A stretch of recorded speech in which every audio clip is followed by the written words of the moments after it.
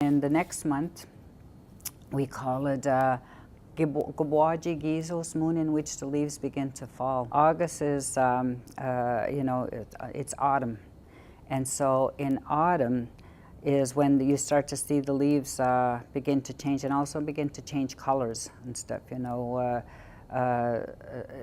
So one of the ceremonies we do at that time is puberty, because that's the time just before a young boy or a young girl become a young woman or a young man. So for the young boys, their voices change, and so it's a sign as their voice is changing that they have to have ceremony done to get them ready for the responsibilities of being a respectful male.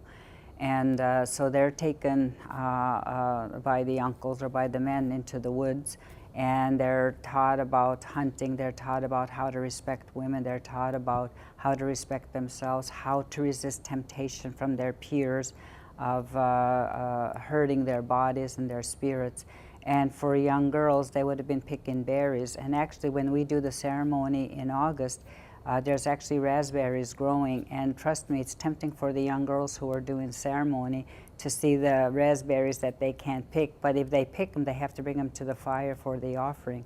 And so what we do in that time is, when we do the puberty, is to start them understanding how to respect their thinking, because your thinking changes from a little girl to a young woman, because now that you've had your first moon time, there's a responsibility that goes with that. So what can you do on your moon time? What can't you do on your moon time? What should you be doing on your moon time?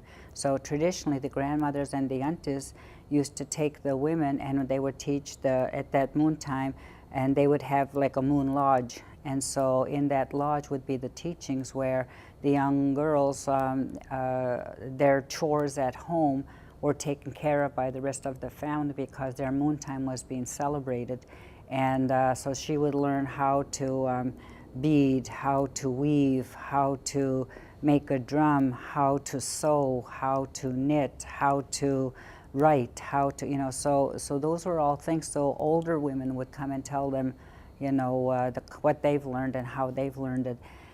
And so, so they would have been picking berries, but they weren't allowed to eat the berries till after their fast. And then, so they would learn to pick them and make medicines from it, and also bake, and then take it to, I picked these berries for you, and I made this raspberry pie, or strawberry rhubarb, or whatever. And so after their fast is done, the community would then treat her and say, we've made you something with berries to thank you for your sacrifice to us. And for the young men, when they're taught for their first hunt, it's celebrated, so that young man usually doesn't taste, he has to give the meat to everybody else first. If there's nothing left, he has to carry the honor of those people he gave it to. Man, that moose you caught was so tender, it was so good, thank you for that, and we use it for this ceremony. So this young boy then gets to hear, wow, if I hunt, then I'm going to get praise from my community, and I'm going to be a provider, and so that's what a young boy is taught.